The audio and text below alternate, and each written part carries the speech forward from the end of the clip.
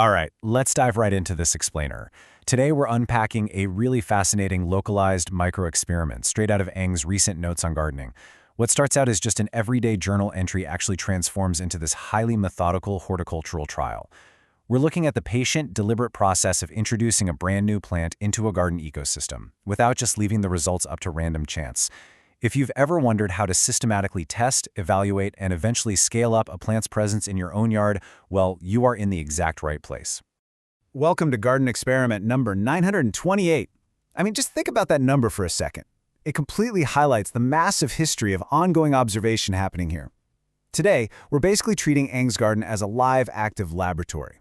We're going to focus on the meticulous tracking and, honestly, the sheer patience required to successfully cultivate a new species practically from scratch.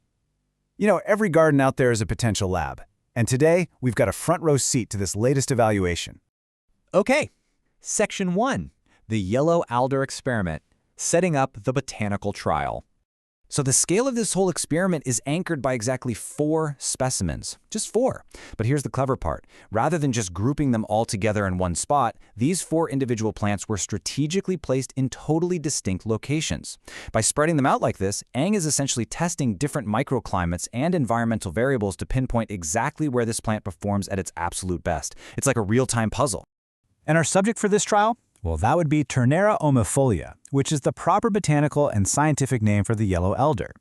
Using the actual scientific identity gives this whole backyard experiment a proper touch of botanical authority, right? It ensures we know the exact genetic profile undergoing this localized stress test. This isn't just some random plant grabbed on a whim at the nursery. This is turnera-ulmifolia undergoing a rigorous evaluation to see if it truly belongs in the garden long term. Moving on to Section 2, early successes and sunlight. What is working so far? Now, the really great news here is just how quickly these plants began to show highly positive results. As Eng notes in the journal, these specimens are already blooming super early in the evaluation process. And overall, they are absolutely thriving in their respective trial locations. But, and this is a big but, there is a very specific, non-negotiable condition attached to this success. The critical takeaway here is sunlight.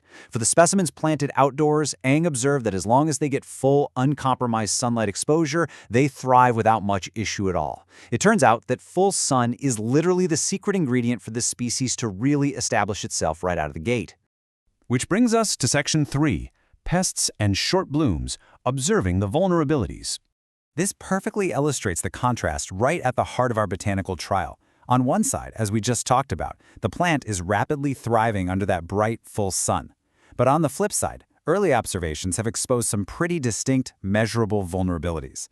Eng specifically pointed out a noticeably short blooming period for the flowers, along with a real susceptibility to pests and diseases. So while the foliage might be growing vigorously in the sun, those beautiful blooms, they don't stick around very long. And the gardener has to keep a seriously watchful eye out for unwanted bugs or potential infections. It is the classic horticultural trade-off. Because of that trade-off, there's a crucial point Eng repeats as a recurring refrain throughout these notes. It's still too early to tell. Look, I get it. It is incredibly tempting, especially when a plant blooms early and shows all that initial vigor, to just declare total victory and assume the experiment is a complete success. But true horticulture demands restraint. It is simply way too early to make a definitive judgment on the yellow alder's overall hardiness, the presence of those pests, and the short blooms. That means we definitely need more data. So, let's look at Section 4, the 3-month propagation plan, looking to the horticultural future. This timeline lays out the exact actionable roadmap for our 4 turnera-ulmifolia specimens. Right now, we are sitting squarely in the present phase.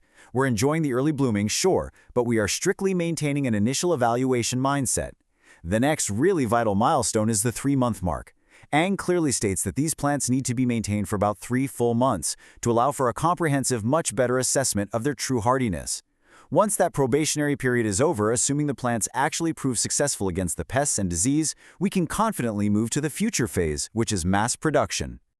Breaking that down, here are the explicit next steps straight from the journal. Step 1, rigorously maintain the plants for that critical 3-month assessment period. That means actively managing those pests, monitoring the short bloom cycles, and ensuring they keep getting that required full sunlight outdoors. Now, if they survive and thrive through this trial, Step 2 kicks in. Eng's ultimate goal is remarkably clear here. Scale it up. Once viability is proven without a shadow of a doubt, the plan is to mass-produce the species using propagation by cuttings.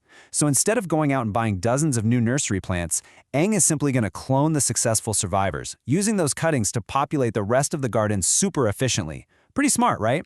Which brings us to the end of our trial today. As we wrap up this explainer on the incredible power of patient, ground-level botanical observation, I really want you to think about your own outdoor spaces. Eng took 4 small yellow alder specimens, carefully mapped out their strict sunlight needs, honestly identified their weaknesses regarding pests, and then devised a perfectly logical 3-month roadmap ending in mass propagation. It's literally the scientific method unfolding right in the backyard, proving that careful observation really does pay off. So looking at your own window today, what plant are you going to experiment with next?